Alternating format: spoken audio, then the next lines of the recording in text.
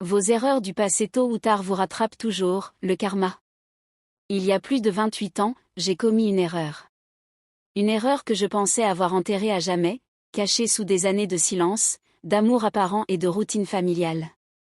Une erreur que j'ai tenté d'oublier, convaincu que le temps effacerait les traces, que le bonheur présent suffirait à faire taire le poids de la trahison. Mais aujourd'hui, le destin m'a rattrapé. Le passé s'est invité dans ma maison sans prévenir. Et ce que je vis aujourd'hui, aucun cauchemar n'aurait pu me le prédire. Mon mari et moi nous sommes mariés dans des circonstances plutôt heureuses. Il était l'homme idéal, travailleur, doux, généreux, et respecté. Nous étions très amoureux. Seulement quelques mois après notre mariage, il a dû partir pour un voyage d'affaires à l'étranger qui devait durer environ 3 semaines. Je me suis retrouvée seule, dans une grande maison vide, sans repère, sans sa voix, sans sa présence. Les premiers jours, j'ai tenu bon. Puis une solitude pesante s'est installée. C'est pendant cette période que tout a basculé.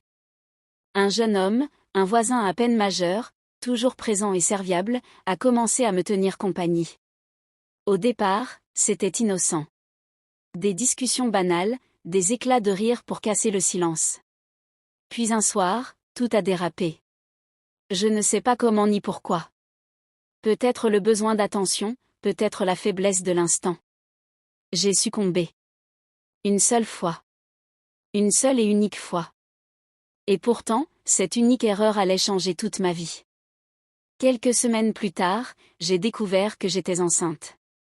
Le choc fut immense. Le monde s'est écroulé sous mes pieds. J'aurais pu dire la vérité. J'aurais pu tout avouer à mon mari. Mais j'ai choisi le silence. J'ai choisi la facilité. J'ai préféré lui attribuer la grossesse. Et comme il me faisait entièrement confiance, il n'a rien suspecté. Au contraire, il était fou de joie. Il m'a couverte d'attention. Il a même acheté une voiture rien que pour moi, engagé un chauffeur pour m'éviter la moindre fatigue. Il veillait à tout, comme un père bienveillant veillerait sur son trésor. C'est là que le remords a commencé à s'installer en moi. Quand notre fille est née, elle est devenue la lumière de sa vie. Il l'a élevée comme la prunelle de ses yeux. Jamais il ne l'a soupçonnée d'être autre chose que sa fille. Il l'a aimée, protégée, guidée. Et moi, je regardais tout cela avec un mélange de gratitude et de culpabilité. J'ai décidé de ne plus jamais commettre la moindre infidélité. Je suis restée fidèle, aimante, soumise. J'ai tenté de mériter son pardon silencieux, même s'il ne connaissait pas encore la vérité. Les années ont passé. Nous n'avons plus eu d'enfants après elle. J'ai appris plus tard que j'étais devenue stérile suite à des complications internes. Nous nous sommes faits à cette réalité. Mon mari disait toujours que notre fille unique lui suffisait, qu'elle était un don du ciel. Et moi, je remerciais Dieu, en silence, qu'il n'ait jamais révélé mon secret. Mais voilà que la vérité a fini par éclater. Je ne sais pas comment. Je ne sais pas qui a parlé. Peut-être un test ADN fait par curiosité, peut-être une rumeur trop précise. Toujours est-il que mon mari a découvert la vérité. Il a compris que notre fille, la chair de sa chair comme il le croyait, n'était pas son enfant biologique. Je redoutais sa réaction.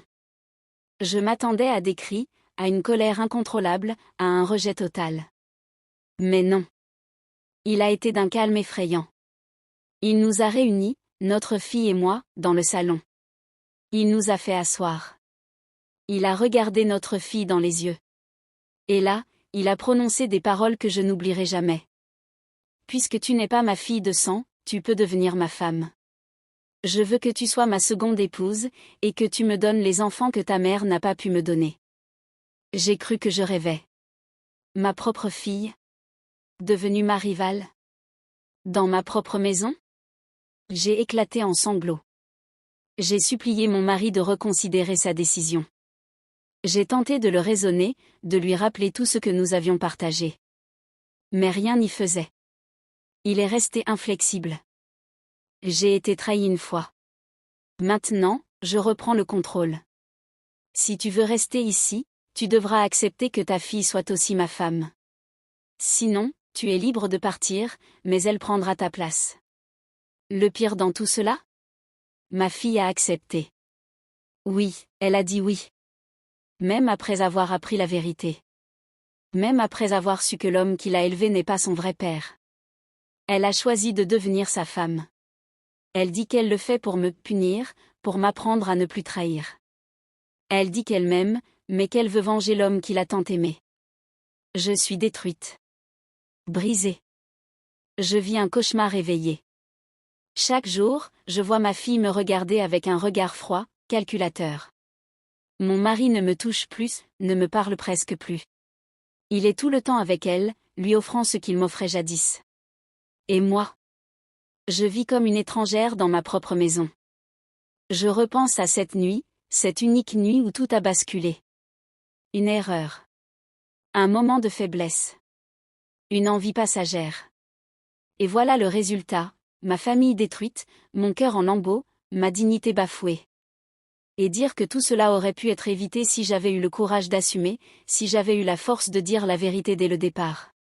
Aujourd'hui, je vous écris parce que je suis à bout.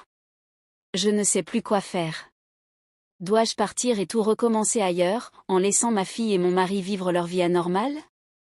Dois-je rester, me battre pour reconquérir mon foyer, au prix de ma propre souffrance? Ou dois-je tout révéler au grand jour, quitte à ce que le scandale éclate et que tout le monde sache ce que j'ai caché pendant 28 ans? Je ne cherche pas des jugements. Je sais que j'ai fauté. Je cherche juste des conseils. Un chemin. Une lumière. Parce qu'aujourd'hui, je suis dans le noir total.